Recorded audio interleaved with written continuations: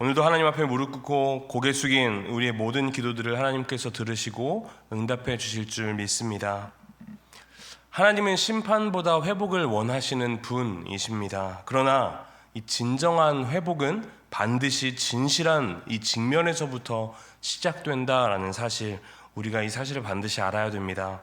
병을 치료하려면 먼저 정확한 진단이 필요한 것처럼 우리의 영적인 회복도 우리의 삶에, 우리의 믿음의 실상을 하나님 앞에 있는 그대로 드러내는 것에서부터 시작됩니다.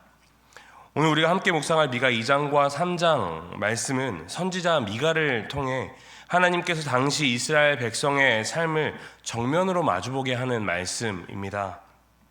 이 말씀이 날카롭고 불편하게 느껴질 수도 있습니다. 그러나 하나님은 우리를 정죄하시기보다 우리를 깨우시기 위해 말씀하십니다. 우리를 넘어뜨리기 위해서가 아니라 우리를 다시 한번 일으켜 세우시기 위해 말씀하십니다.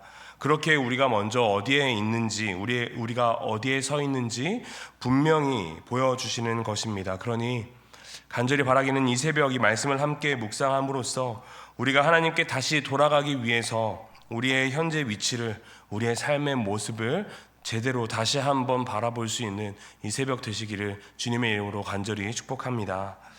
선지자 미가는 2장의 시작부터 죄의 본질을 정확하게 지적합니다. 죄는 단순히 우발적인 행동이 아닙니다. 죄의 시작은 행동이 아니라 생각과 계획이다라는 사실입니다. 오늘 본문 2장 1절과 2절 말씀입니다. 그들이 침상에서 죄를 꾀하며 악을 꾸미고 날이 밝으면 그 손에 힘이 있으므로 그것을 행하는 자는 화 있을진저 밭들을 탐하여 빼앗고 집들을 탐하여 차지하나니 그들이 남자와 그의 집과 사람과 그 산업을 강탈하도다. 아멘. 침상에서 죄를 꾀하는 모습, 밤에 잠자리에 누워서 내일 어떻게 죄를 범할지 생각하는 겁니다. 밤에 누워서 생각하고 아침에 일어나서 그대로 실행하도록 계획하는 삶, 의도적이고 계획적인 죄의 모습입니다. 더 중요한 것은 이 모든 계획 가운데 하나님이 없다라는 것입니다. 그 손에 힘이 있으므로 그것을 행한다라고 말하는 것은 자신의 힘과 자신의 능력을 의지한다라는 것입니다. 자신의 힘으로 할 수 있기에 하나님께 묻지 않고 또 하나님의 말씀으로 분별하지도 않고 하나님께 기도하는 시간도 없습니다. 사랑하는 성도 여러분, 혹시 우리의 모습은 어떻습니까? 우리 하루를 시작하기에 앞서 우리는 무엇을 먼저 생각하고 계십니까? 오늘 해야 할 일, 만나야 할 사람, 처리해야 할 업무들을 생각하면서 오늘 하루를 계획합니다. 그런데 그 계획 가운데 주님이 계신지 우리가 한번 돌아보면 좋겠습니다. 주님, 오늘 제가 이것을 해도 되겠습니까? 주님, 이 일에 주님의 뜻이 합당한가요? 주님, 오늘 제 삶을 통해 무엇을 이루시기 원하십니까? 이러한 질문들을 던지며 우리의 삶의 계획 가운데 내 생각과 내 뜻이 아니라, 내 힘이 아니라 하나님을 우리가 개입시키고 하나님의 뜻대로 계획해 나아가는 우리가 되어야 합니다. 우리가 하나님 없는 계획이 습관이 되어 있지 않은지 우리의 모습을 한번 돌아봐야 한다라는 것입니다. 우리에게 이 개혁신학에 있어서 중요한 핵심 원리 중 하나가 하나님의 주권입니다. 우리의 삶의 모든 영역에서 하나님이 주인 되시고 우리는 하나님이 맡긴 바 청지기가 된다라는 것입니다. 그렇다면 우리의 계획도, 우리의 하루도 하나님께 묻고 하나님의 인도하심을 구해야 한다라는 것입니다. 오늘 이 새벽 우리의 삶을 한번 돌아보고 기도하면 좋겠습니다.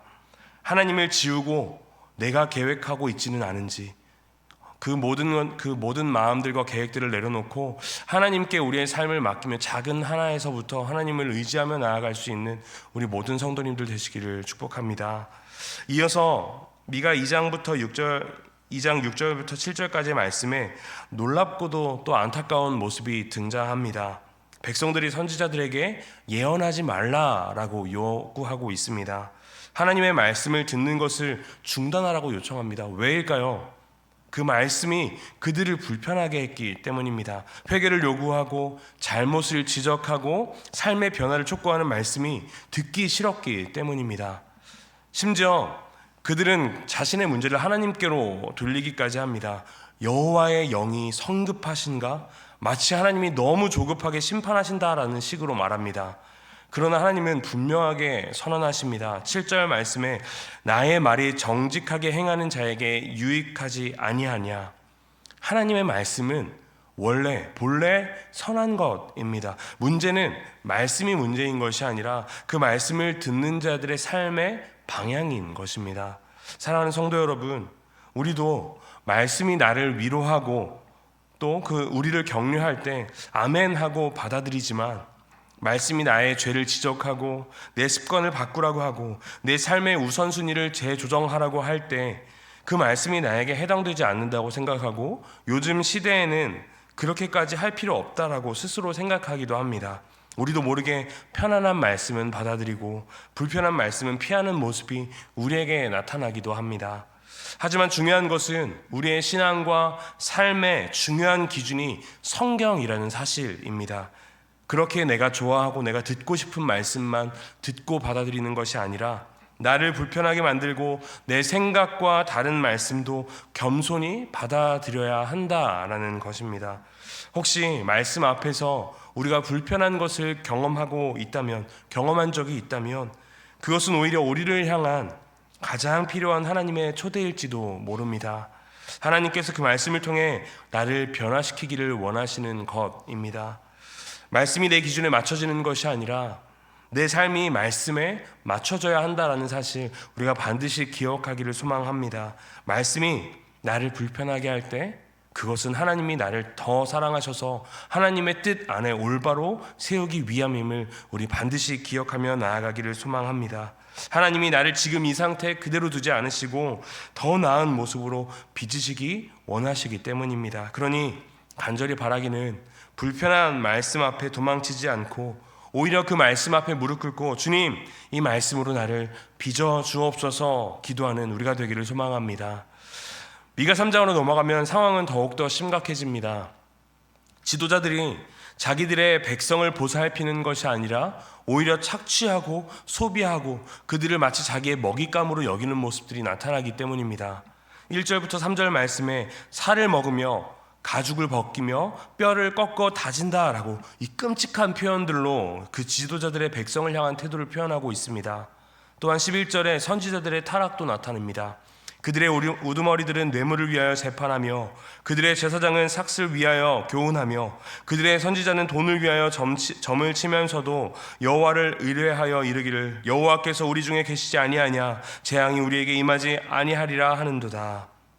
지도자들도 마치 하나님의 말씀을 상품처럼 거래하는 모습을 보이고 있다라는 것입니다. 이런 상황 속에서 미가는 8절의 말씀으로 선포합니다.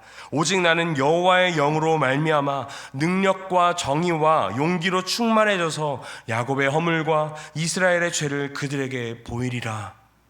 지도자들이 무너지고 선지자들이 타락하고 제사장들이 변질되었을 때 하나님은 한 사람, 이 미가를 통하여 여전히 말씀하십니다. 미가는 자신의 능력이나 지혜로 이야기하는 것이 아니라 여호와의 영으로 말미암아 말하고 있습니다. 하나님의 영으로 충만함을 받아 진리를 선포하고 있는 것입니다. 사랑하는 성도 여러분, 우리가 살아가는 이 시대도 전혀 다르지 않습니다. 우리는 다른 사람들에게 생명을 주는 사람입니까? 다른 사람들을 살리는 사람입니까? 아니면 다른 사람들을 소모시키는 사람입니까? 우리가 가정이나 우리가 직장이나 교회나 혹은 우리가 만나는 모든 사람들에게서 어떤 영향을 끼치고 있는지 한번 돌아보면 좋겠습니다. 그들을 세우고 격려하고 살리고 있는지, 아니면 그들의 것을 빼앗고 이용하고 그들을 지치게 하고 그들의 마음을 낙심하게 하고 있는지 우리의 모습을 한번 돌아보면 좋겠습니다. 미가 3장은 우리에게 너무나도 중요한 말씀을, 너무나도 중요한 진리를 우리에게 가르칩니다. 세상이 아무리 어두워지고 또 지도력이 아무리 무너져도 하나님은 여전히 말씀하실 사람을 찾고 계신다라는 것입니다. 하나님은 지금도 하나님의 영으로 충만한 사람을 찾고 계십니다. 우리가 그 사람이 될 수 있습니다. 우리가 완벽해서가 아니라, 우리에게 능력이 많아서가 아니라, 우리가 하나님의 영으로 충만함을 받고 그 말씀을 굳게 붙들고 진리의 편에 서기로 결단하기만 하면 하나님은 우리를 이 어두운 세상 가운데 하나님의 말씀을 선포하는 자로 세우실 것입니다. 하나님은 그런 한 사람을 통해 세상을 변화시키실 줄 믿습니다. 사랑하는 성도 여러분, 말씀을 마무리하겠습니다. 미가서 2장과 3장 말씀이 때로는 너무나도 무겁고 우리에게 날카롭고 불편한 말씀으로 다가올지도 모릅니다. 하지만 이 말씀은 절망으로 끝나지 않는다라는 사실을 우리가 반드시 기억하면 좋겠습니다. 이 심판의 말씀 이후 미가 4장과 5장에서는 놀라운 이 메시아의 소망이 등장합니다. 우리의 죄를 드러낸 이후에 구원을 선포하시는 그 이유는 진정한 회복은 정직한 진단에서부터 시작되기 때문입니다.